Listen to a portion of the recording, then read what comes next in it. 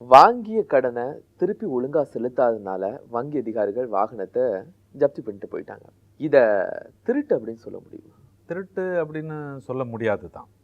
ஏனென்று இதுக்கு ஒரு உதாரணம், ஒரு கேஸில் பார்க்கலாமே. நம்முடைய மெட்ராஸ் ஹைகோர்ட்டில் கூட ஒரு தடவை நானும் நிறைய கேஸு இந்த மாதிரி பண்ணியிருக்கேன். அதாவது நான் யார் கடன் வாங்கியவர்களோ அவர்களுக்கு சார்பாக நான் பெட்டிஷன் போட்டிருக்கேன். எப்படி அப்படின்னு சொன்னால், ஒரு கடன் வாங்கி ஒரு கார் வாங்குறாரு ஒருத்தர். கார் வாங்கி ஒரு 4-5 இஎம்ஐ கட்டார். அதுக்கப்புறம் ஒரு 4-5 இஎம்ஐ கட்டலை. இப்போ காருக்கு வாங்குவதற்கான கடன் உதவி செய்த வங்கிக்கு ஒவ்வொரு மாதமும் கட்டணும். கண்டினியூஸாக மோர் தென் 2 months அல்லது 3 மாதங்கள் கட்டலைன்னு சொன்னால் என்பிஏன்னு சொல்லி ஒன்று வந்துடும், நான் பெர்ஃபார்மிங் அசெட் அப்படின்னு சொல்லுவாங்க.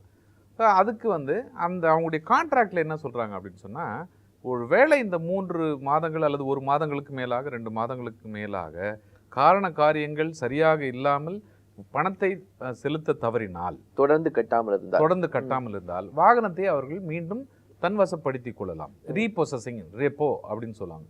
அந்த ரெப்போ பண்ணிடலாம் அப்படின்னு சொல்லுவாங்க. ஸோ இது சம்பந்தமாக இவர்கள் அந்த 3 மாதங்களுக்கு மேலாக பணம் கட்டலை அப்படின்னு சொல்லிட்டு இந்த பேங்க்குக்காரங்க அந்த காரை அவங்களுடைய சார்பில் எடுத்துக்கொள்கிறார்கள். ரொம்ப கொதிப்படைந்து விடுகிறாருன்னா, நான் 10 மாதத்துக்கு மேலே நான் கட்டியிருக்கேன், ஒரு 3 மாதம் கட்டலன்றதுக்காக இந்த மாதிரி செய்வியா அப்படின்னு சொல்லிட்டு இவங்க போலீஸ் ஸ்டேஷனில் போய் ஒரு கம்ப்ளைண்ட் கொடுக்குறாங்க. கம்ப்ளைண்ட் கொடுத்து அது அந்த பதிவு செய்யப்படுகிறது. இவருடைய புகார் பதிவு செய்யப்பட்டு நிலுவைக்கு விடுகிறது. அப்போ இந்த பேங்க்காரங்களுக்கு ஒரு அச்சம் இருக்கும் தானே, என்ன சார் எங்கள் மேலே கிரிமினல் கேஸ் போடுறீங்க, நாங்கள் பணம் கொடுத்தோம், அவர் பணம் செலுத்தவில்லை, ஆனால் நீங்கள் எங்கள் மேலே கேஸ் போட்டிருக்கீங்களே, நான் ரீப்ரோசஸ் பண்ணலாமா அப்படின்னு சொல்லிட்டு. அப்போது இது சம்பந்தமாக இந்த வங்கி அதிகாரிகள் அவங்க ஒரு கோஷ் பெட்டிஷன் அண்டர் செக்ஷன் 482 சிஆர்பிசியில் ஒரு பெட்டிஷன் உயர்நீதிமன்றத்தில் ஒரு மனு செய்கிறார்கள். நாங்கள் கொடுத்து தான் காசு அவர் கார் வாங்கியிருக்காரு, அவர் கட்ட வேண்டியது ஒவ்வொரு மாதமும் இஎம்ஐ இவ்வளோ ரூபாய் கட்டணும், அது கட்டாமல் பல மாதங்கள் ஏமாத்திருக்காரு.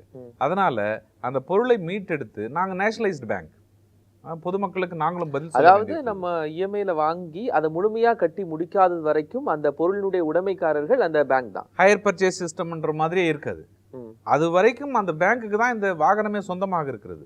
ஈவன் நீங்க ஆர்சி இதில் பார்த்தாலும் கூட, ஆர்சி புக்கில் பார்த்தாலும் கூட ரெஜிஸ்ட்ரேஷன் சர்டிஃபிகேட்ல இருக்கும் அந்த ஹைபோத்திகேட்டட் ஆர் ஹையர் பர்ச்சேஸ் அப்படின்னு சொல்லிட்டு. அந்த ஹையர் பர்ச்சேஸ் யாருன்னு சொன்னா அந்த கம்பெனி தான். ஒருவேளை வங்கி இப்போ இந்த காருக்காக வாங்கிய கடனுக்காக இந்த காரை ஜப்தி செய்ய முடியல, அதுக்கு பதிலாக இன்னொரு வாகனத்தை ஜப்தி செய்ய முடியுமா? இல்ல, அந்த வாகனத்தின் மேலதான் ஹைபோத்திகேஷன் இருக்கும். ஸோ அது அந்த எந்த ஒரு மிஷினரி கொடுக்குறாங்களோ அதுதான் ஹைபோத்திகேட்டட் டு தி பேங்க். வேறு பொருளை ஜப்தி செய்ய முடியுமானா செய்ய முடியாது.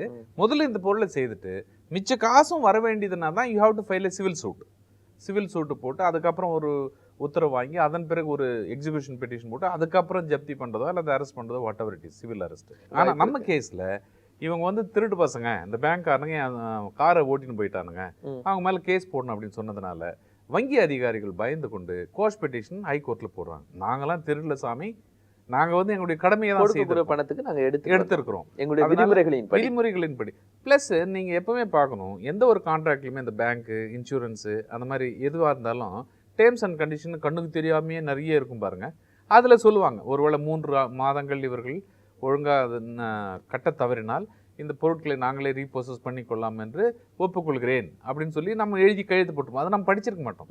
3 லட்ச ரூபாய் வாங்குறது தான் நம்மளுக்கு தெரியும், அதுக்கப்புறம் அவன் எடுக்கிறத பற்றி நம்மளுக்கு தெரிஞ்சிருக்காது. ஸோ எனவே இது உயர்நீதிமன்றத்தில் நீதியரசர் எஸ் வைத்தியநாதன் அவர்கள் இதை பார்த்துட்டு, ஏன்பா இந்த மாதிரி ஒரு கண்டிஷனே கான்ட்ராக்டே இருக்கும்போது அவங்கள திருடன்னு சொல்லி எப்படி நீ எஃப்ஐஆர் பதிவு செய்ய முடியும் அப்படின்னு சொல்லிட்டு போலீஸ் பதிவு செய்த அந்த எஃப்ஐஆரை முதல் தகவல் அறிக்கை அது ரத்து செய்கிறார். அந்த ரத்து செய்து இந்த பேங்க் ஆஃபீஸர்ஸை ரிலீஸ் பண்ணுறாங்க. எனவே யாரெல்லாம் கடன் வாங்குறாங்களோ கண்டிப்பாக அந்த பணத்தை இஎம்ஐயை மாதம் கட்டணும். அப்படி கட்டலன்னு சொன்னால் பொருளை எடுத்துக்குவாங்க. பொருளை எடுத்தவங்க மேலே நீங்கள் கேஸ் போட முடியாது என்பது தான் இதனுடைய தெளிவாக இருக்கிறது.